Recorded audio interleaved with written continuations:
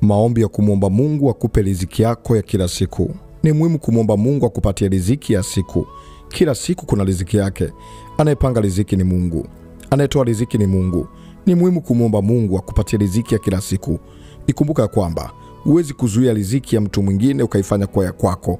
Lazima umwombe Mungu akupatie riziki yako. Kila mmoja na riziki yake. Kila mmoja na baraka za Mungu ambazo amezikusudia katika maisha yake. Jitahidi kumwomba Mungu. Imeandikwa katika vitabu vitakatifu. Kitabu kile cha Injili ya Mathayo sura ya 6, anazungumza mstari wa 11 na kuendelea.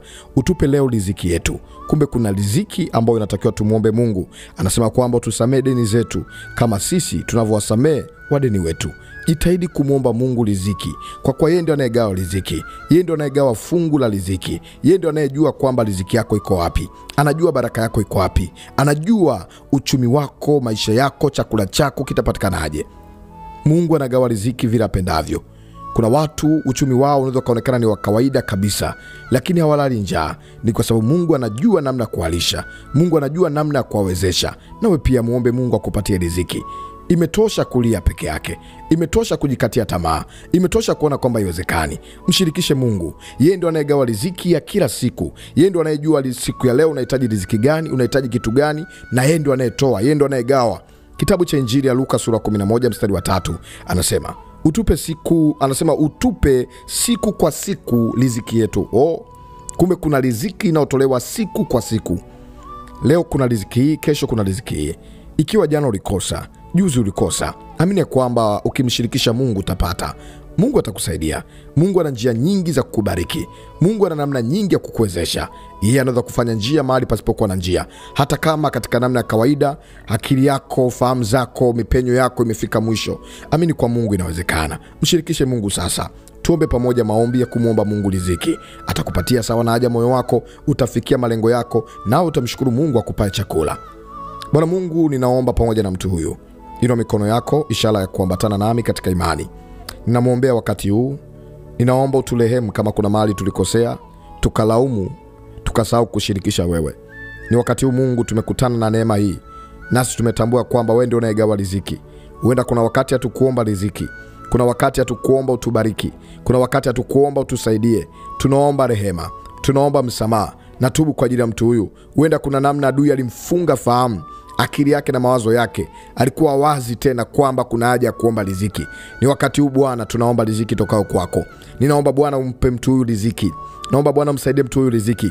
Kila vifungo vya giza vinavyozuia riziki na viondoa. Kila roho ya ukame, kucheleweshwa na kupishanishwa na baraka zake, na kataa kwa jina la Yesu. Na kuombea Mungu afungue mikono yako, akufungue kila utakapoenda, hatua zako zikakutana na baraka yako. Kila kifungo na kikuachie. Na bariki kazi ya mikono yako. Na bariki kila unalolifanya likafanyikiwe. Mungu akupe riziki sawa na haja moyo wako. Mungu akukutanisha na watu sahihi, akukutanisha na baraka yako. Pokea neema kupata riziki yako ya kila siku. Mungu asikunyime chakula. Mungu asikupungukie. Mungu asikuondolee heshima na mikono yako isipungukiwe kabisa. Mungu akusaidie na kutamkia na kutabiria baraka za Mungu ziambatane pamoja na wewe. Milango ya uchumi ifunguke, milango ya fedha ifunguke. Pokea neema. Mungu tunakusihi, unayetupatia riziki, tunakuomba, tunaomba neema yako. Achilia baraka zako. Achia mvua ya fedha. Achia mvua ya baraka. Achia manyunyu ya baraka. Achia mvua ya uchumi iweze kumwagika kwa ajili ya mtu huyu.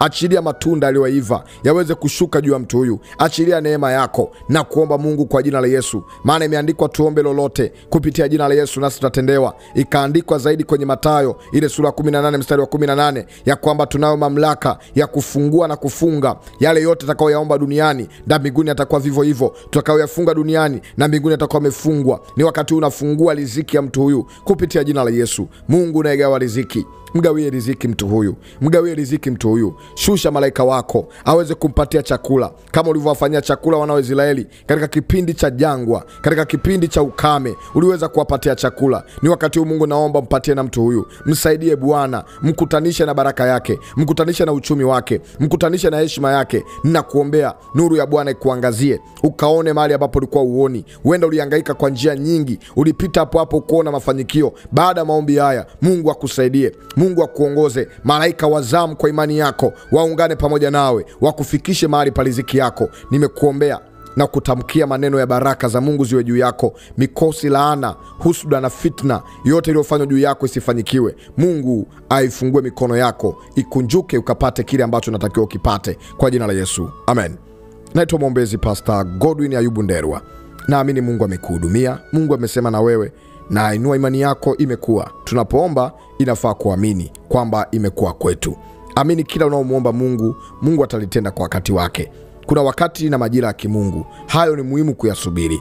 Muamini Mungu, tuondoa mawazo ya kwamba haitawezekana, ondoa mawazo ya kushindwa. Inua imani yako, inawezekana kwa jina la Yesu.